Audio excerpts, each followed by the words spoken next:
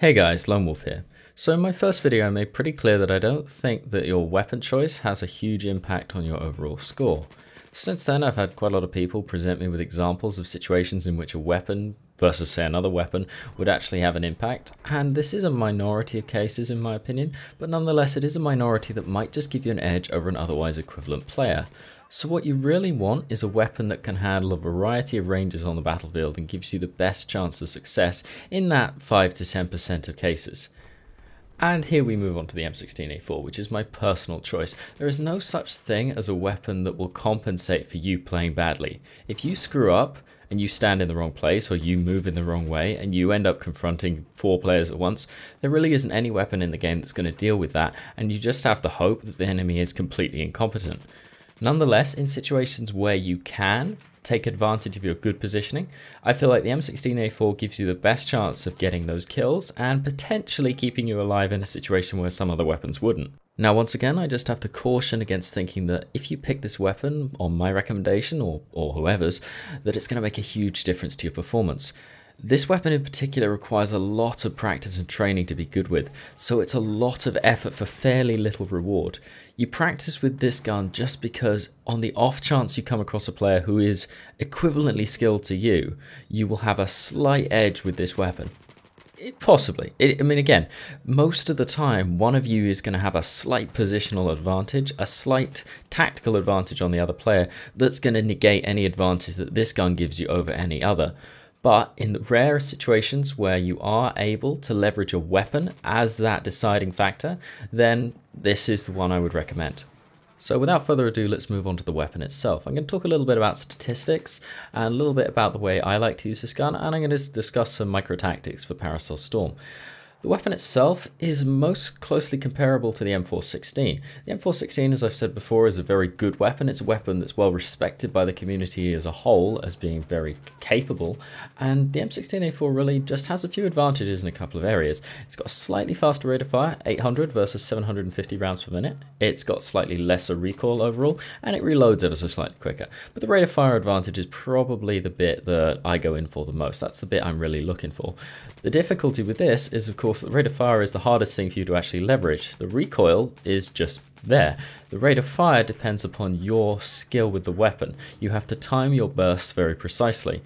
This weapon suffers from an issue called oversampling, whereby if you click the mouse button or the trigger on console too fast, you will actually effectively cancel the next burst, which results in what most people describe as jamming.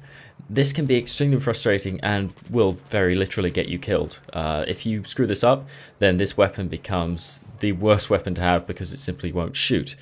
Now, to deal with this, what you'll discover is that if you sit at a distance out of combat, and you slowly burst the weapon as fast as it seems practical to fire. So effectively, if you pull the trigger as soon as you feel the last burst is finished, you'll discover that it's actually not that difficult to burst this weapon correctly at close to that 800 rounds per minute. The difficulty arises when you're in a close quarters of engagement and you panic and you decide to start shooting as fast as humanly possible, much like you would with a semi-automatic weapon, and the reality is that that's just not how this gun functions. So really what you need to do is learn to calm down in close quarters engagements and slowly tap the weapon at its designed rate of fire instead of just as quickly as you can click the mouse, because you are going to oversample it. I think almost everyone has a trigger finger that's faster than this gun can actually tolerate. Seeing as I just shot that pilot out of a moving helicopter, now seems like a good time to talk about this weapon's ability to hit moving targets. If you don't run a suppressor, which I am actually doing because I prefer it that way, then you will benefit from a 650 meters per second muzzle velocity. This is exceptionally fast and is in fact faster than most sniper rifles. You will have no problem at all picking people off at distance, especially with that much reduced recoil compared to other weapons. However, if you do run it with a suppressor, like I pretty much always do, then you are going to have to learn exactly how much you lead to target. Muzzle velocity is down in the 300 meters per second range, which isn't particularly fast, much like all suppressed weapons. And just moving through the trees on the beach towards Sea Point, this is a path I really like on this map, and it's one I use surprisingly often. When you're flanking alone, as I am here, your threat assessment has to change quite a bit.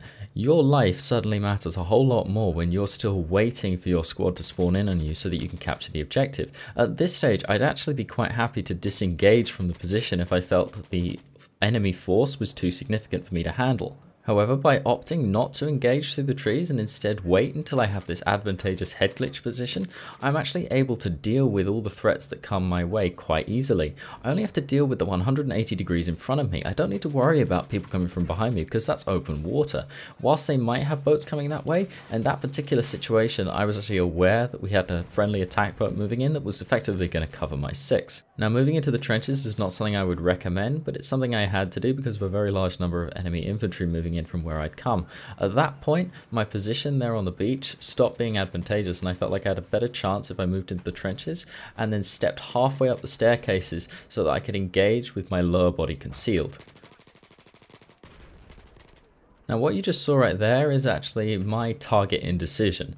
I wasn't quite sure which target I really wanted to go for. It's something that happens if you're shooting at more than one person at once. For some reason the brain tends to average out their position and decide to shoot in the middle. Something that affects me quite a lot, something I have to try and work on, and I'm sure it's something that affects a lot of other people as well.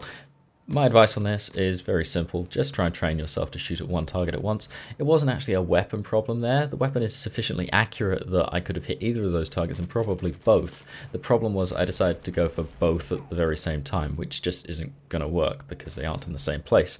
The weapon's accuracy when you sustained fire, chaining one burst after another, is actually extremely good. The weapon's spread is pretty minimal. Now, statistically, the weapon spread is actually a tiny bit higher than a weapon like the M416, but in practice, I think probably just because you are technically terminating the automatic fire after each 3 shots, this weapon spread doesn't seem quite as evident, and I generally can get away with firing an entire magazine in pretty much that 800 rounds per minute optimum rate of fire without really needing to stop to control the spread. This makes this weapon extremely good if you actually need to very quickly take out multiple opponents. I'm not saying it's easy because you do need to chain those bursts effectively, but if you can get it down and if you can master that, then this weapon actually does sustained fire very, very well, and it's extremely accurate. I would highly recommend the angled foregrip for this weapon. The first shot recoil multiplier is actually applied to the last shot of the burst, which means that the weapon is actually going to kick the most when you finish that burst. So if you want to sustain fire and fire multiple bursts one after the other, it's going to have a cumulative effect if that recoil multiplier is quite high. So if you put the angled foregrip on here, you're lowering the overall recoil down much more than you are with an automatic weapon where it's only one shot that's actually being amplified. I just want to highlight what happened right there. That was actually an instance of the reload bug, which is a recurring issue in Battlefield. Basically, my primary weapon didn't reload properly, and as a result, I'm left without it for a couple of seconds. I opted to become very aggressive and attack with my sidearm. The reason for this is actually pretty straightforward. I decided that I would rather have that engagement on my terms when I wanted to have it, than give him a chance to come back at me from an advantageous position now that he already knows where I am. And it worked out okay. I would recommend that you take a 9mm or perhaps a 5.7 as your sidearm, or maybe even the 45 calibers, but I wouldn't recommend the quote-unquote skill cannons because I just don't feel like they work very well in that backup role.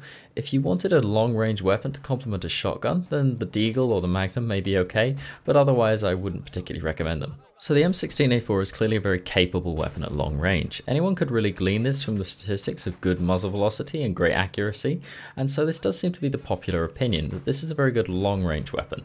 Where most people have a problem with this gun is in those close to medium range engagements where they simply don't think it's as good as a fully automatic weapon. And if you don't have the composure to fire this weapon close to that 800 rounds per minute rate of fire and burst it correctly, then you may as well use a fully automatic weapon. This gun requires an awful lot of training, quite a lot of time investment to get good with. And once you do that, and once you are good with it, then I do feel like this is the most versatile assault rifle in the game. So if you're looking for a challenge and you do want to get the most out of that 10% of engagements where your weapon is actually going to make a difference, then I would recommend this gun. But until you are very good with it, you're probably going to do better with a fully automatic weapon. So just be aware that this weapon won't immediately pay dividends for putting time into it, but I think it will over time. You could also try the M4 Carbine, as it's essentially a carbon copy of this weapon, but with lower damage at range and better hip fire. It's just very useful if you want to play a very similar gun, but on a different class. So that just about wraps it up. Let me know what you thought of this style of review. I'm not really planning to do any more weapon reviews for Battlefield 4 because I don't feel like most of them are unique enough to warrant it, but if you would like me to cover one of the more specialized weapons, then I'm quite happy to do so. Thank you very much for watching. I hope you found this useful and interesting, and I'll see you next time.